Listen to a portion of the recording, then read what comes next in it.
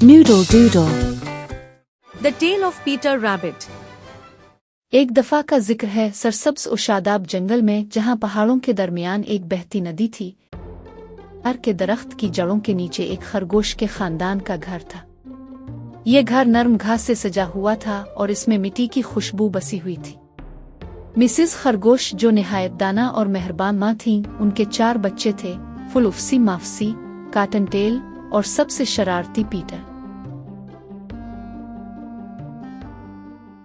Peter एक चंचल नन्हा खरगोश था, जिसकी खाल रोई की तरह नरम थी और आंखें शरारत से चमकती रहती थीं। इसकी बहनें हमेशा अपनी माँ की बात मानती थीं, लेकिन पीटर की तबीयत बेहद तजस्सुस पसंद और मुहिमजो थी, जिसकी वजह से वो अक्सर मुसीबत में फंस जाता। मिसेस खरगोश हमेशा अपने बच्चों को खबरदार करती थीं कि वो मिस्टर मैकग्रीगर के बाग में हरगिज न जाएं। फुलुफसी, माफसी और काटन टेल हमेशा मोहतात रहते, मगर पीटर के लिए ये तंबी महज एक दावत थी कि वो और ज्यादा शरारत करे। एक रोशन सुबह जब उनकी माँ खाने पीने का सामान लेने गई, पीटर ने मौका गनीमत जाना। बहनों की मना करने के बावजूद वो चुपके से बाग के दरवाजे में से गुजर गया। अंदर दाखिल होते ही इसकी आंखें हैरत से खिल गईं।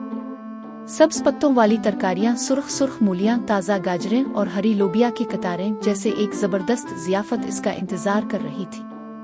पीटर ने फौरन खाना शुरू कर दिया। इसके नन्हे पंजे नरम मिट्टी को छू रहे थे और वो एक पौधे से दूसरे पौधे तक चक्कर लगा रहा था। लेकिन ये मज़े का वक्त ज्यादा देर ना चला।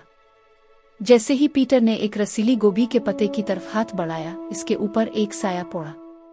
पीटर ने सर उठाकर देखा तो वहां खौफनाक मिस्टर मैकग्रीगर खड़े थे। रुक जाओ छोटे खरगोश, मिस्टर मैकग्रीगर धाड़े और पीटर की तरफ लपके। पीटर के दिल की धड़कन तेज हो गई। वो जितनी तेजी से मुमकिन था बाग में दौड़ने लगा। मिस्टर मैकग्रीगर उसके पीछे थे। पीटर झाड़ियों के नीचे घुसा, लकड़ी की बाड़ के दरमियान से निकला, मगर भागते भागते वो रास्ता भूल गया। वो हाँफता कांपता एक झाड़ी के पास जा पहुंचा, जहां एक कांटेदार झाड़ी में इसकी जैकेट फंस गई। वो जितना जोर लगाता, कांटे इसे इतना ही जकड़ लेते। इसकी आंखों में आंसू आ गए। माँ की नसीहत याद आते ही इसे अपने घर और महफूज जिंदगी की कदर महसूस होने लगी। लेकिन पीटर इतनी आसानी से हार मानने वाला नहीं था।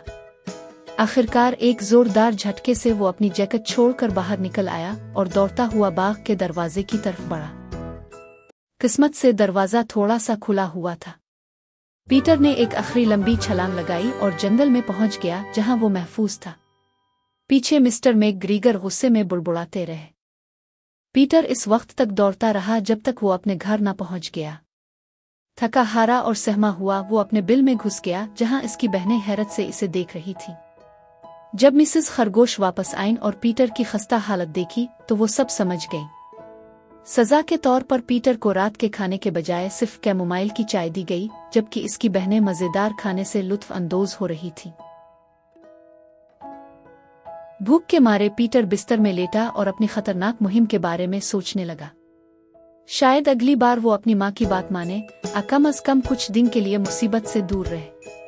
यूं जंगल में जिंदगी पुरसुकून अंदाज में चलती रही। पीटर की मुहिम जोई की आग कभी मुकम्मल तौर पर बुझ ना सकी, लेकिन शायद अब वो पहले से कुछ ज्यादा मोहतात हो गया था।